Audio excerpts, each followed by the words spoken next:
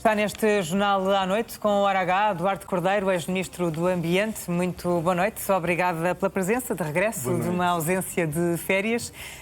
Bem-vindo novamente. Muito obrigado. Vamos começar por abordar esta questão do grupo de trabalho que foi criado para estudar, afinal, o que é que se passa com o nosso sistema de segurança social. Acabei agora de dizer, uma das conclusões é que os excedentes dos últimos anos é uma ilusão, ainda que muitos sublinhem a contribuição que os imigrantes têm estado a dar para a segurança social. Devem ser feitas alterações para um sistema que seja sustentável, adequado, justo, mesmo que o Governo não queira. Está reaberto o debate sobre a sustentabilidade da segurança social? Marisa, o estudo saiu hoje, estamos todos a analisar aquilo que foram as informações que foram saindo durante o dia, mas há alguns aspectos que importa já destacar. A segurança social não tem nenhum déficit. A Caixa Geral de Apresentações tem um déficit. E o déficit da Caixa Geral de Apresentações resulta do facto de, durante anos, o Estado não ter utilizado as contribuições dos funcionários públicos para capitalizar e usou-as como uma despesa normal. E é por isso que o Orçamento do Estado financia esse déficit. Porquê? Porque o Estado tem uma dívida consigo próprio.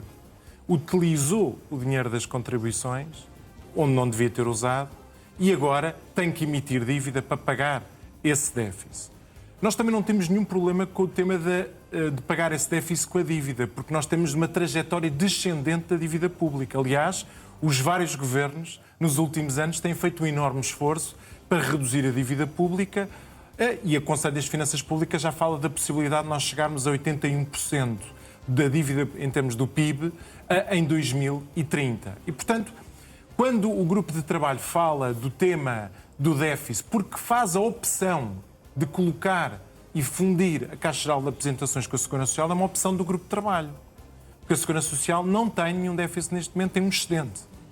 E, portanto, importa que explicar... Não devia tê-lo feito, não devia juntar... Foi uma opção que depois traz consequências, porque se nós assumíssemos a ideia de que o Estado não deveria cobrir o déficit da Caixa Geral de Apresentações com o Orçamento de Estado e, portanto, na realidade, íamos criar pressão nas contas da Segurança Social. Isto só se poderia resolver reduzindo as pensões, aumentando a idade da reforma. Ora, na realidade, o sistema neste momento está equilibrado porque a Segurança Social tem neste momento um excedente e a Caixa Geral de Apresentações tem, obviamente, o seu déficit coberto por uma dívida que é devida por parte do Orçamento do Estado. Então, portanto, o que o Duarte Cordeiro está a dizer é que aquilo que este relatório fala... Ilusão foi o que se, durante o dia, criou com esta ideia de que há um déficit. Do relatório. Era importante discutirmos outras dimensões da segurança social que eu acho que são relevantes para o nosso futuro, que o Grupo de Trabalho fala, mas secundarizou neste debate. Por exemplo, nós cada vez mais estamos a viver a realidade da mudança do mundo do trabalho. Cada vez mais vamos ter automação e vamos ter menos pessoas a trabalhar. Nós vamos ter que repensar um modelo de financiamento da segurança social. Isso é um debate central e que deveria se motivar, inclusivamente, entendimentos de regime. Outro aspecto essencial é que tipo de economia é que nós vamos ter para pagar no futuro a segurança social. Porque nós, neste momento, temos um excedente da segurança social, mas estamos pressionados com uma população envelhecida e precisamos de ter uma economia mais sofisticada a pagar melhores salários para continuar, felizmente, a ter, digamos assim, a nossa segurança social suportada. O que, na realidade, nós precisamos é de discutir aquilo que eventualmente permite alguma estabilidade ao sistema e a repensar nas futuras gerações. Esta ideia do déficit que resulta da opção da fusão da Caixa Geral de Apresentações, na prática é uma opção política que cria uma pressão na segurança social que já sabemos para onde é que nos vai conduzir. À privatização? Não. Antes disso, vai para a ideia de redução dos custos, obviamente, para a ideia de aumentar a idade da reforma.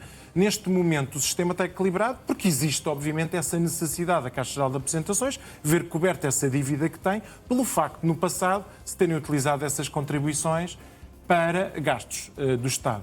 E, portanto, o tema da privatização é um tema que não é discutido diretamente, pelo menos nesta dimensão.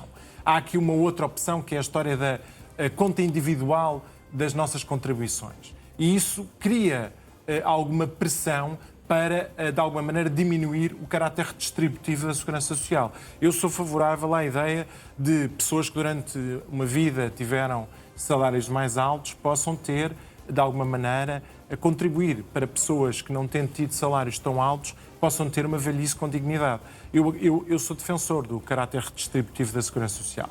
Podemos discutir até que ponto é que devemos ou não ter um caráter redistributivo, mas eu sou favorável a ele.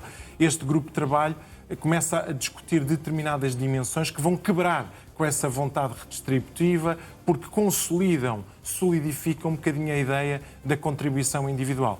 Mas de todo modo... Mas o que está a dizer é que as conclusões deste estudo relativamente à segurança social vão ao encontro das intenções que o Governo pretende fazer. Hoje veio dizer que não queria fazer nenhuma reforma. Hoje veio dizer que não queria fazer nenhuma reforma. Não sabemos se o Governo subscreve as conclusões do grupo de trabalho.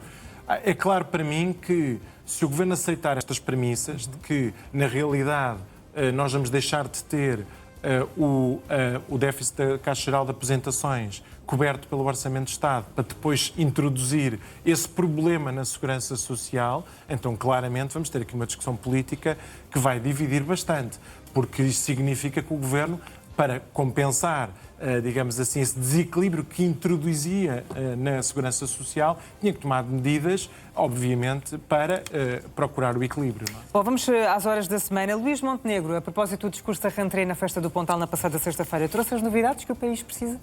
Eu acho que Luís Montenegro foi para os 50 anos da Festa do Pontal muito pressionado pelos casos de insucesso que o Governo teve, nomeadamente no tema da educação, e nos casos políticos que o próprio Governo criou, com o tema do Ministério da Administração Interna, já nem falar das questões que continuam a preocupar e que estão no topo das preocupações dos portugueses, como os temas da saúde.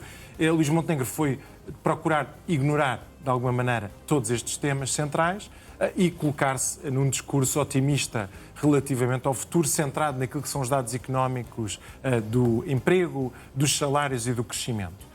E depois trouxe algumas novidades. Uma das novidades foi a decisão no capital da REN. Da capital da REN. Eu acho que Luís Montenegro também estava muito marcado pelos discursos e por aquilo que anunciou nos anos anteriores e que não tinham tido qualquer tipo de evolução. Aliás, tivemos esta estranha circunstância de o Governo ter anunciado um investimento na REN, supostamente com um fundo soberano que ainda não existe e que nós não sabemos qual é a sua constituição, quais são os seus, no fundo, os seus recursos e, portanto, foi anunciado este investimento como se fosse uma sequência da decisão anterior da criação do Fundo Soberano, quando nós não conhecemos sequer a constituição do Fundo Soberano. Mas esta decisão... Sim, relativamente à estratégia, é boa ou é má? As razões que são evocadas por Luís Montenegro não são respondidas por esta decisão de investir em 13% do capital da REN. Luís Montenegro fala de participar em decisões estratégicas. Ora, o Governo determina a REN é uma concessão. É uma concessão que tem que corresponder a planos aprovados pelo Governo, logo de expansão da rede.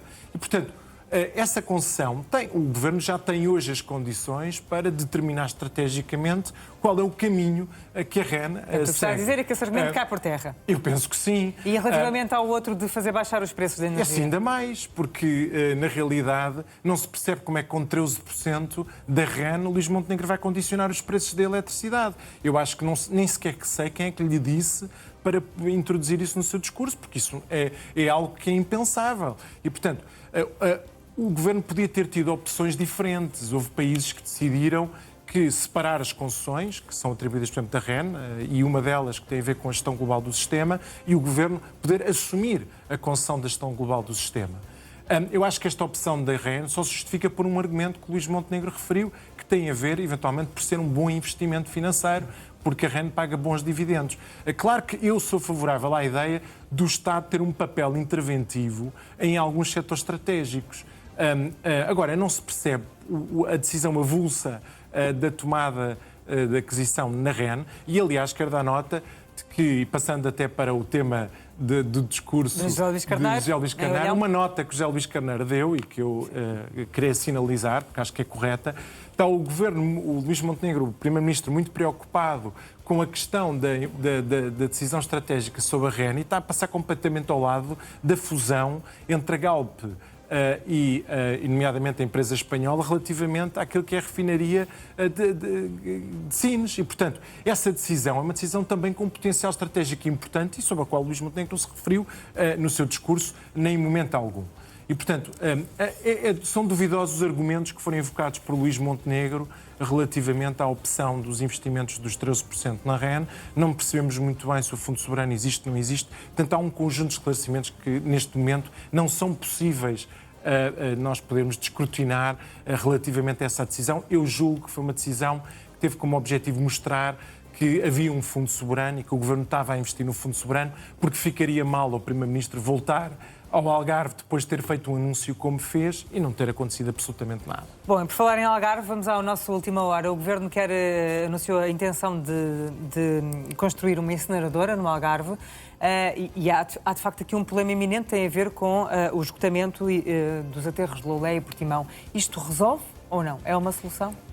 É uma decisão que gera polémica, com algumas associações ambientalistas a criticarem. Eu defendo a solução.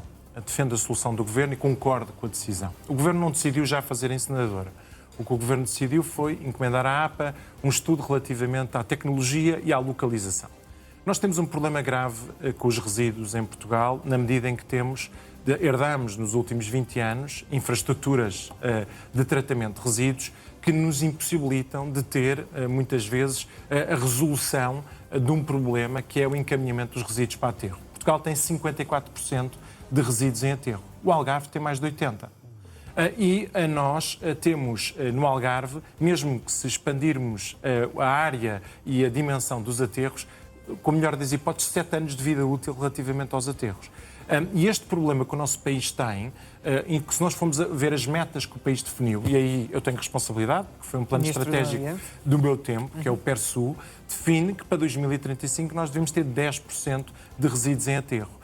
Nós, quando olhamos para um país como a Alemanha, a incineração, que é a chamada valorização energética, na Alemanha vale cerca de 33% em termos de peso de tratamento. E hoje já há soluções tecnológicas que permitem ter mais segurança relativamente às partículas que são libertadas no ar, à captura de carbono. E, portanto, eu não sei se existe a dimensão económica numa Algarve para haver uma incineradora ou se não existe, esse estudo vai ter que ser demonstrado. Mas é algo que me parece absolutamente evidente, é que em Portugal nós temos 2 centrais de valorização energética já com bastante idade. Para concluir. E nós deveríamos olhar para essas centrais, procurar redimensioná-las e alargar a sua capacidade de intervenção e, eventualmente, identificar outros locais para fazer essa incineração, salvaguardados, que tinham todos os avanços tecnológicos que hoje são permitidos, nomeadamente a captura de algumas dessas partículas. Eduardo Cordeiro, obrigada. Regressa para a semana. Boa semana. Boa semana.